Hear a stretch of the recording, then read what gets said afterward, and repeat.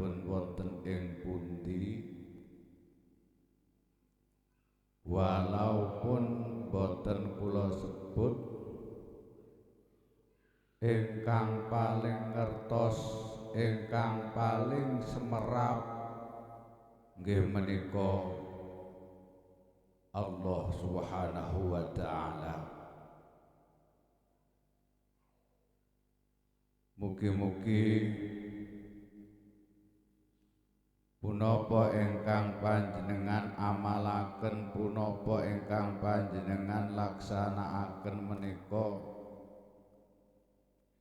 dados amalan makbulan ing Allah, amalan ingkang dipun terami dening Allah, amalan ingkang saged nyebabaken kita sedaya pikantuk keselamatan donya ngantos dumugi wonten ing akhirat. Ranten kita sedaya dipun paringi nikmat gesang, nikmat urip menika boten namung dateng donya kemawon. Perjalanan kula lan sampeyan niku tasik panjang, tasik tebuh, tasik wonten ing alam barzah, tasik wonten ing ora-ora mahsyar, wonten ing wat siratal mustaqim.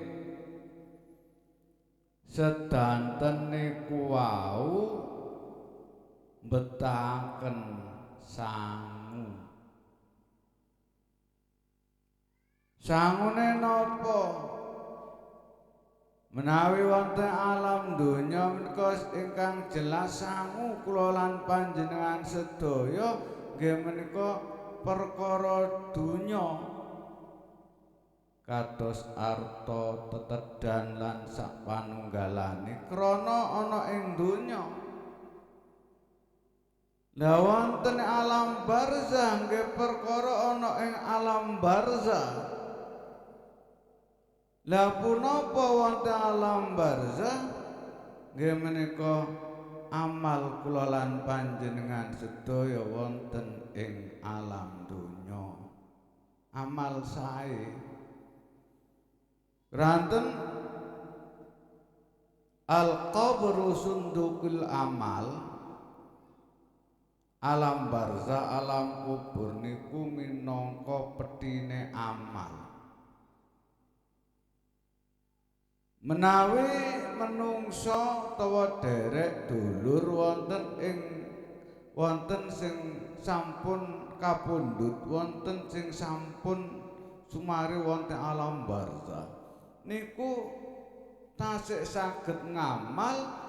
Menawi kula lan panjenengan utawa menawi menungsane niku wau nggadah amal jariah, menawi menungsane niku wau nggadah ilmu ingkang manfaat, menawi tiyang niku wau nggadah anak sing saleh lan salehah, anak sing gelem ndongakne dhateng tiyang sepuh kalih, gadhah tiga niku tasik ngalir wonten ing alam barzah. Menawi mboten gadhah tiga niku cotho pun mboten wonten sing ngirim, mboten wonten sing paring, mboten wonten ingkang madangi alam barzah, mboten wonten ingkang jembaraken alam barzah. Makanya alhamdulillah panjenengan sedaya setiap malam Kemis saged nderek belajar ngaji kalih kula niki. Mugi-mugi bener-bener dipun ridani dening Allah Subhanahu wa taala lan dados ilmu manfaat panjenengan sedaya saged nglampahi Lan untung banget ugi kagem panjenengan ingkang gadhah putra putri dhateng pondok. Duwe anak lanang wedok jaman saiki ning pondok niku saestu padha karo duwe emas. Sampeyan duwe celengan. Celengan ingkang suatu saat niku dipun bethok. Makanya mugi-mugi putra putri panjenengan sedaya ingkang ngudi ilmu ngaos wonten ing mriki dipun ridani dening Allah, akhire putra putri sampeyan dadi putra putri ingkang sae, dados putri ingkang soleh lan solehah, dados putra putri ingkang sukses slamet donya ngantos dumugi wonten ing akhirat. Dumateng sedaya ingkang tansah kula hormati, ingkang tansah kula mulyakaken. Monggo kita sareng-sareng kirim donga dhateng tiyang sepuh kalih. Iki termasuk ugi anak sing soleh lan solehah sing gelem ndongakne wong tuwa loro. Setiap malam Kemis kita sedaya saged ndongaaken tiyang sepuh kalih. Untung kagem tiyang sepuh panjenengan saestu setiap malam Kemis dipun ndongaaken menika tiyang sepuh tombah ingkang sampun sumari wonten alam kubur niku ngarep-ngarep. Biasa dikirim kok ora dikirim, pasti ngoten. Monggo kita kintun Fatihah ngagem guru mbah saha tiyang sepuh. Allahumma sayyidina wa habibina wa syafiina wa maulana Muhammad Abdillah wa azwajihi wa dhurriyyatihi wa ahli baitihi wa ashabihi wa jama'il anbiya wal mursalin wa ila arwahi sayyidatina Fatimah az-Zahra wa sayyidatina Khadijatul Kubra wa sayyidatina Aisyah Ridha wa sayyidina Hasan wal Husain wa man nasaba ilaihim wa ila arwahi arbaatil a'immatil mujtahidin sayyidina Abu Bakar wa Umar wa Utsman wa Ali wa usulihim wa furu'ihim radhiyallahu anhum. Al-Fatihah. A'udzu billahi minasy syaithanir rajim. Bismillahirrahmanirrahim. Alhamdulillahi rabbil alamin. Arrahmanir rahim. Maliki yaumiddin. Iyyaka na'budu wa iyyaka nasta'in. اهدنا الصراط المستقيم صراط الذين أنعمت عليهم غير المغضوب عليهم ولا الضالين. Fatihah kagem guru-guru kita sedaya. Panjenengan sebut asmanipun walaupun gurune sampean sing mulang alif, mulang wudu riyin, sampean eling-eling, sampean sebut. Kagem mbah-mbah kita sedaya ugi sampean sebut, tiyang sepuh kalih sampean sebut keranten guru tiyang sepuh niku ingkang saged nyebabaken menungso niku nggadhah kemuliaan kesuksesan donya ngantos dumugi wonten ing akhirat. Makane sampean Fatihah gurune awak dhewe sapa sing ben mulang alif ba ta. Walaupun umpama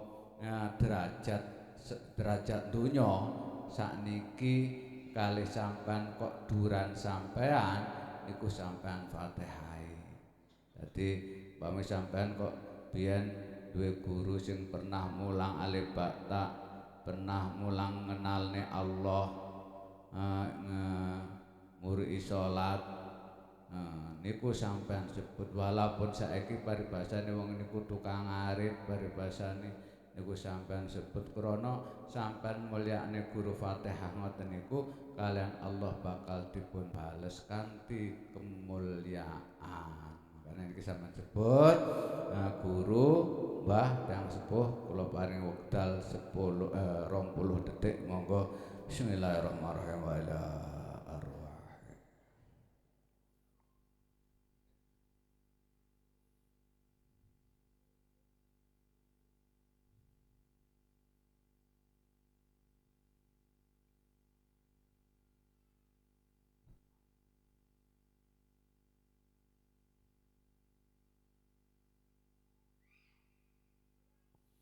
lahumul fatihah. A'udzu billahi minasyaitonir rajim. Bismillahirrahmanirrahim. Alhamdulillahi rabbil alamin. Arrahmanir rahim. Maliki yaumiddin. Iyyaka na'budu wa iyyaka nasta'in. Ihdina siratal mustaqim. صراط الذين أنعمت عليهم غير المغضوب عليهم ولا الضالين.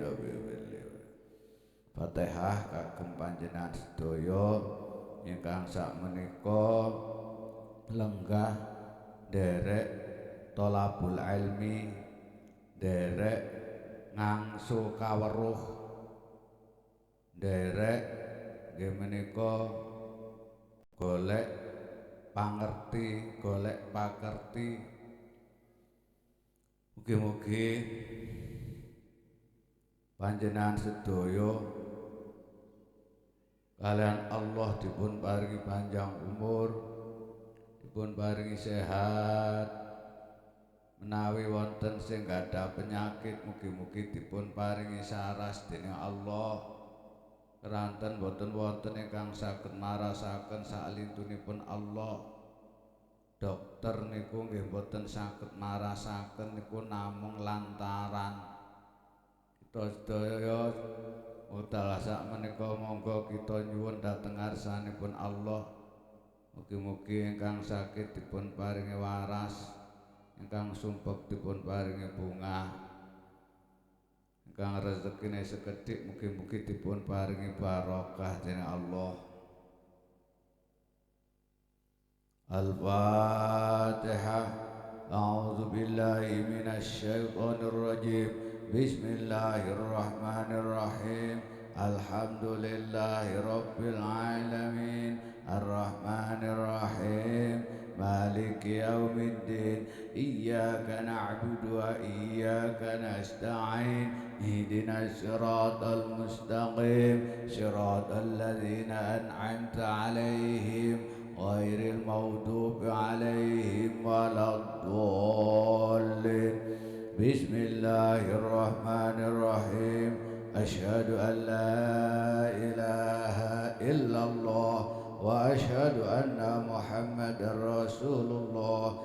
أشهد أن لا إله إلا الله وأشهد أن محمدا رسول الله. أشهد أن لا إله إلا الله وأشهد أن محمدا رسول الله. أستغفر الله العظيم. أستغفر الله العظيم. أستغفر الله العظيم. إن الله غفور رحيم.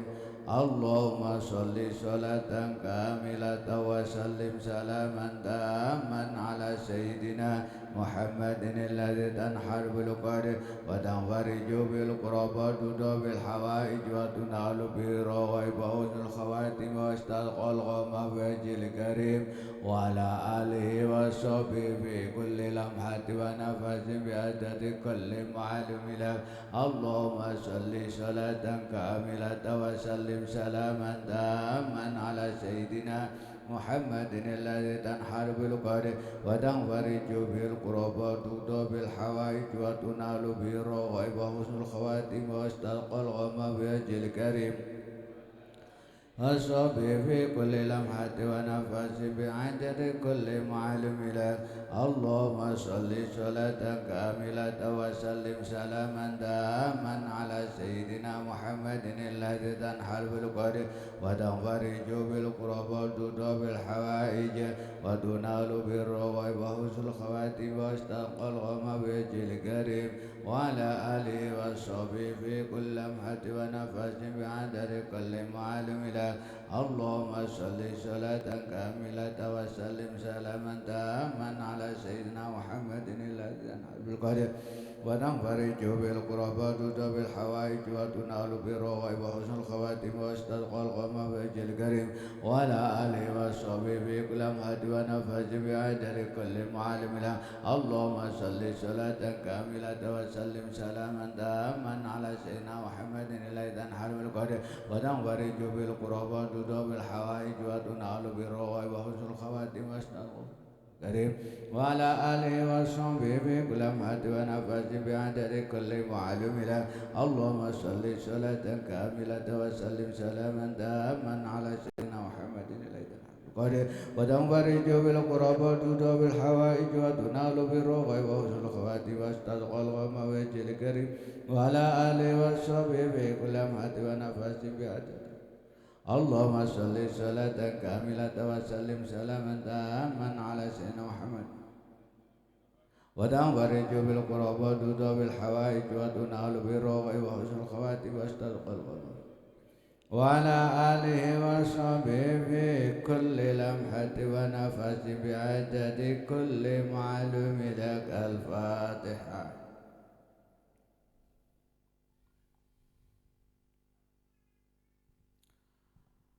Dumateng sedaya ingkang sakmenika rawuh ingkang sanget kawula mulyakaken ugi ingkang sanget kawula tresnani ugi ingkang sanget kawula banggaaken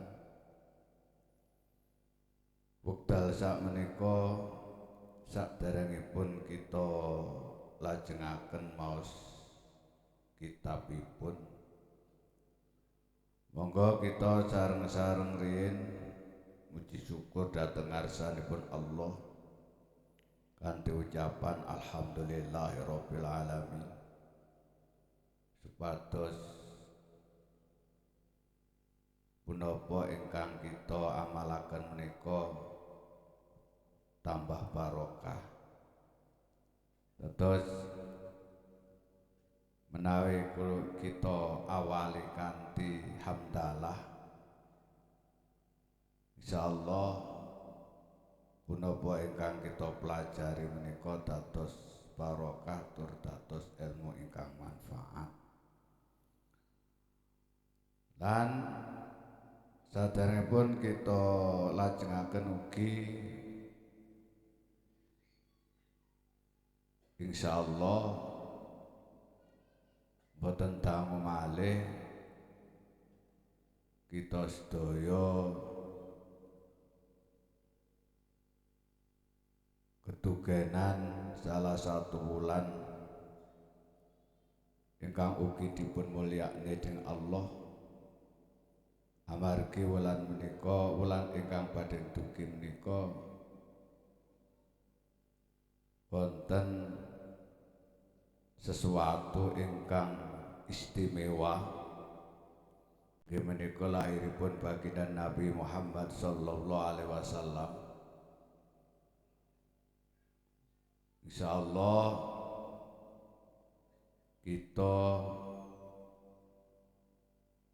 gadah majelis nggih menika majelis Maulid wa Ta'alim Jabal Rahmah. Ugi insyaallah niku sampun dipun jadwal lan monggo ati kula lan panjenengan sedaya dipun tata monggo ati kula lan panjenengan sedaya nggadahi sifat seneng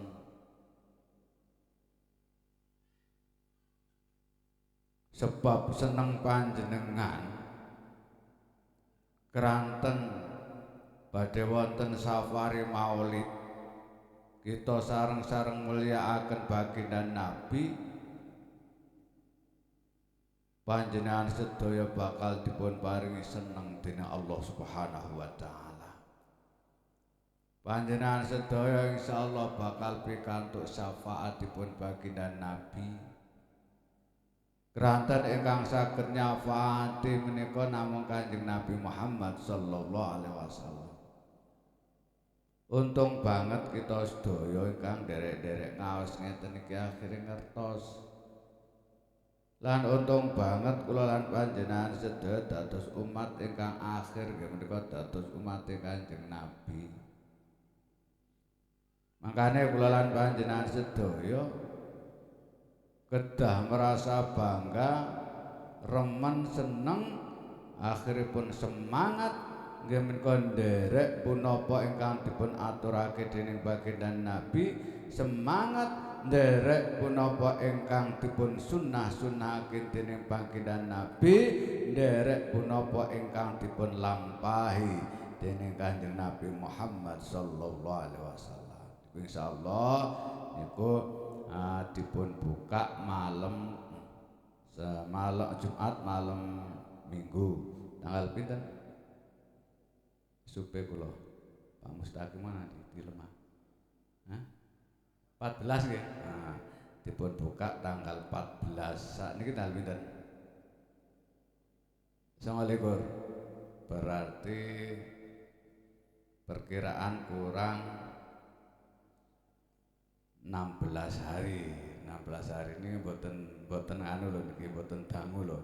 Napa malih sampean tinggal nyambut damel lah ora krasa. Loro teko niki monggo semangat insyaallah setiap kesulitan pasti dipun paringi dalan dening Allah Subhanahu wa taala.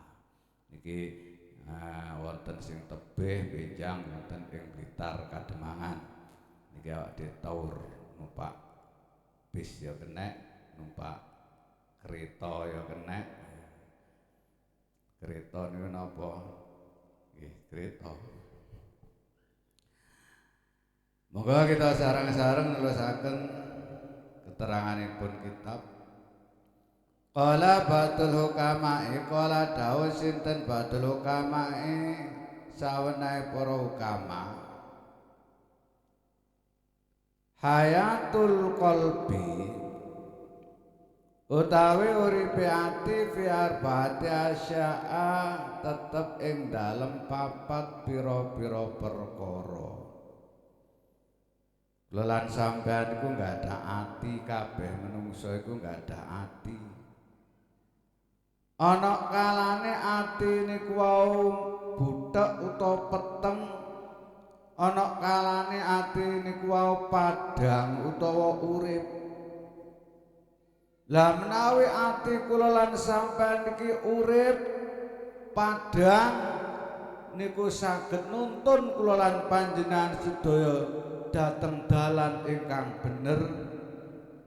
Lah menawi ati kula lan panjenengan sedaya iki peteng dedet rusuh niku jelas ati menika nuntun dhateng perkara-perkara ingkang boten dipun ridani dening Allah alias nuntun dhateng lakune setan. Makanya niki monggo kita pelajari, monggo kita angen-angen.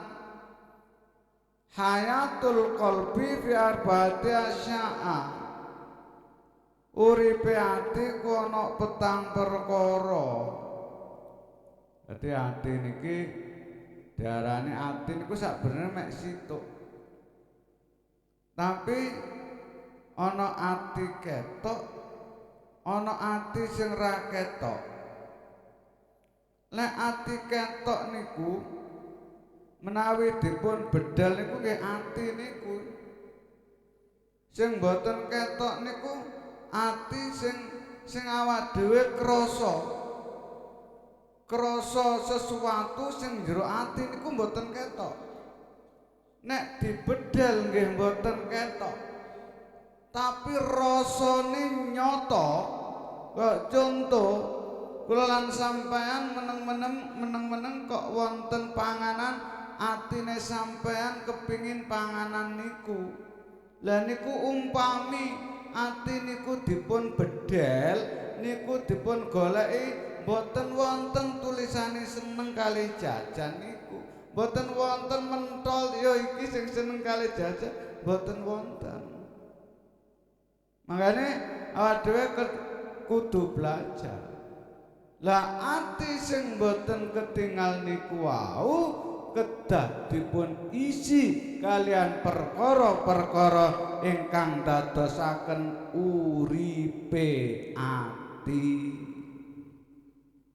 Lah boten dipun isi kalian perkara-perkara ingkang dadosaken padange ati uripe ati, nggih tetep dadi ati ingkang peteng, ati ingkang butek. Menawi ati kula lan sampean sampun peteng, sampun butek, nggih pun boten ngertos perkara haram halal.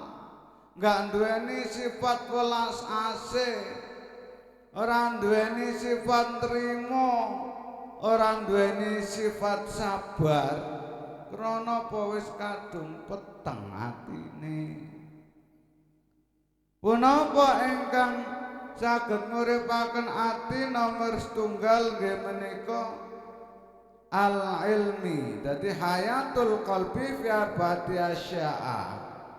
Uripe ati fi arba'ati asya'a tetep ing dalem papat pira-pira perkara. Nomor 1 nggih menika ilmu.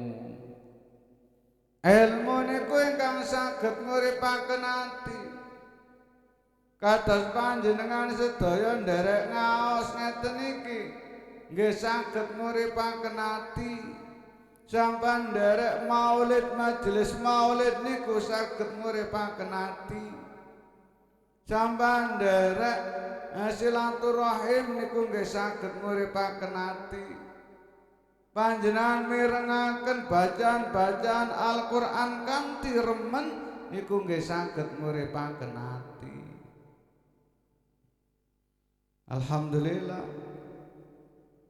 Termasuk panjenengan sedaya seneng ngaji ngeten iki, istiqomah ngaji ngeten iki, termasuk panjenengan insyaallah tergolong menungso ingkang gadhahi ati ingkang urip, gadhahi ati ingkang gadhahi cahaya, ingkang saged nuntun dhateng anggota jaware awak dhewe nggih menika dhateng dalan ingkang dipun ridani dening Allah Subhanahu wa taala. Nomor 3, nomor kalih warido. Nggih menika ridho. Ikhlas. Ikhlasipun penggalih. Kan ridho niku ikhlas. Belajar ridho, belajar ikhlas. Utawa belajar gorek ridhanipun Allah. Niku nggih dadosaken uripe ati. Menawi kula lan panjenengan sedaya sampun saged ridho, ikhlas kalian peparinge Allah kanthi qanaah wal qanaati, terusane lan nrimo kanthi qanaah nrimo panduming pangeran, atine awak dhewe kuwi iso murub. Makane ayo belajar nggih menika nrimo panduming pangeran. Titik akeh menawi awak dhewe niki purun nrimo niku rasane enak. Awak dhewe purun syukur rasane enak, rasane bahagia. Duwe akeh lek gak purun syukur nggih mboten saged ngrasakne enak tur mboten saged ngraosaken bahagia. Krana apa? Ngongso-ngongso terus. Duwe akeh krana mboten syukur, krana mboten nrimo, nggih mboten bahagia krana kurang terus. Direwangi roh udan, roh panas, roh bengi, roh wayahe salat, roh wayahe ibadah, sampai awake meling-meling paribasane keringete drodosan kesongkrok-songkrok ra karu-karuan. Goleke apa, men? Panganan samplokan. Ngoten mawon lek sampun dipun lumpuhaken damel nedha mawon niku eman. Jare kanggo meneh wedi ra ruwe. Kok mosok awak dhewe kalah karo pitik. Pitik niku kadang ngopene anak 10 ora tau nyimpen ning telih tok. Kuwate ngantek ngopen ngasek gedhe. Ora tau ana pitik ku nyimpen ning anu ning napa niku ning bank ora ana. Isuk budal tikrih-tikrih golek. Oleh sak pamplokan dipangan. Oleh titik diceluk anake tukruk mara dipangan. Golek meneh. Balik ku lho tele ya mlenduk. Meneh budalne ya mlenduk meneh.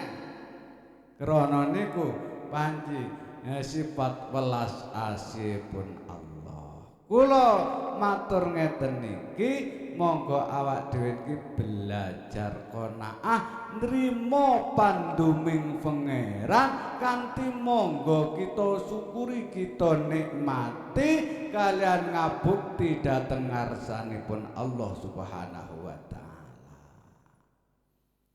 Wa zuhdi lan zuhud. Dadi ingkang dadosaken uripe ati, cahayaning ati iku ana 4 nomor 1 ilmu. Alhamdulillah sampean belajar waridho lan ikhlas. Alhamdulillah panjenengan nggih ridho sampean nggih belajar. Menawi sampean boten ridho nggih boten budal boten dugi mriki. Ingkang nomor 3 nggih menika qanaah nrimo. Alhamdulillah sing niki sing wangel.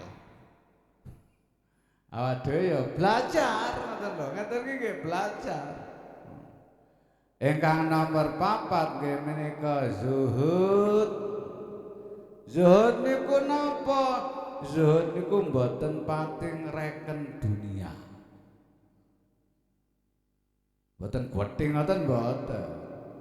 Lek kula lan sampean wis urip ning alam donya niki mboten wonten ingkang gedhing kalian donya mboten wonten. Ingkang dimaksud zuhud niki sesuatu ingkang wonten alam donya niku mboten dipun lebetaken dhateng manah. Wis biasa-biasa.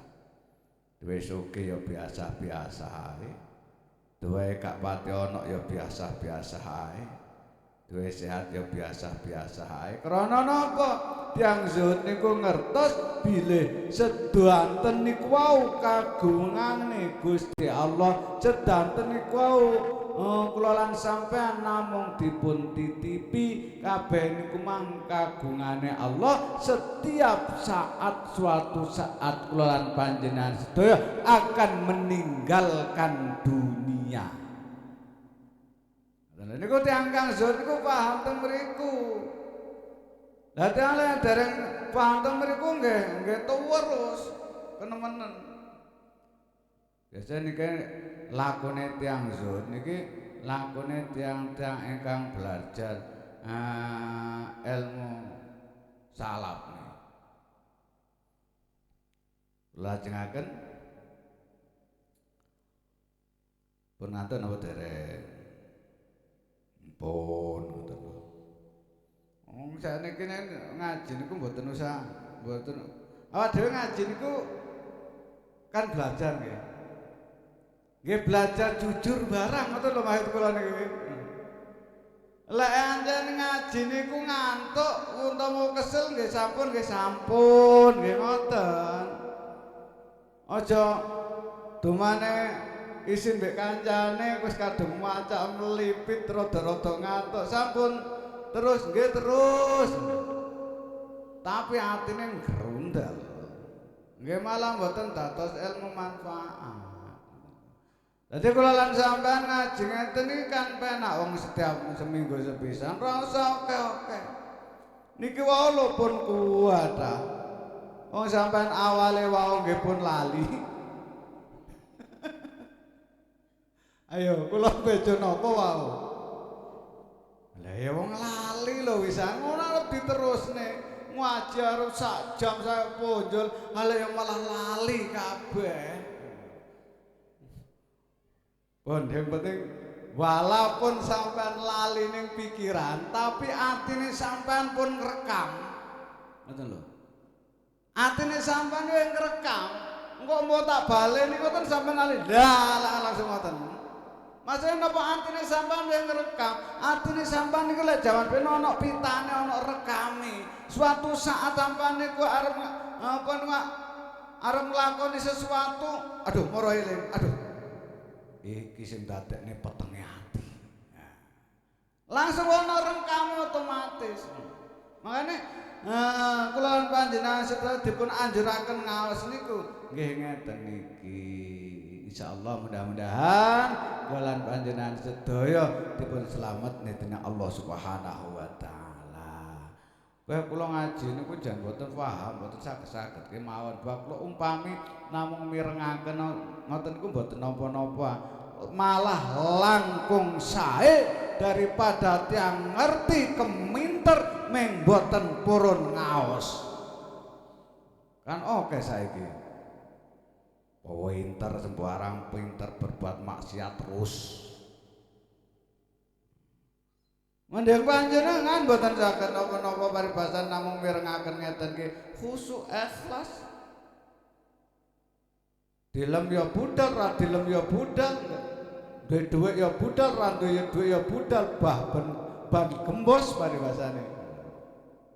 Karena apa panjenengan insyaallah sampun dipun tuntun dening Allah, panjenengan sudah sampun dipun ridani dening Allah Subhanahu wa taala. Mekaten dipun eling-eling insyaallah sebentar lagi kula lan panjenengan sudah safari Maulid kados ingkang kita laksanaken sampun bertahun-tahun anak-anake disemangati ya dados anak ingkang soleh lan solehah. Mekaten akhir kalam ihdinas siratal mustaqim. Wassalamualaikum warahmatullahi wabarakatuh.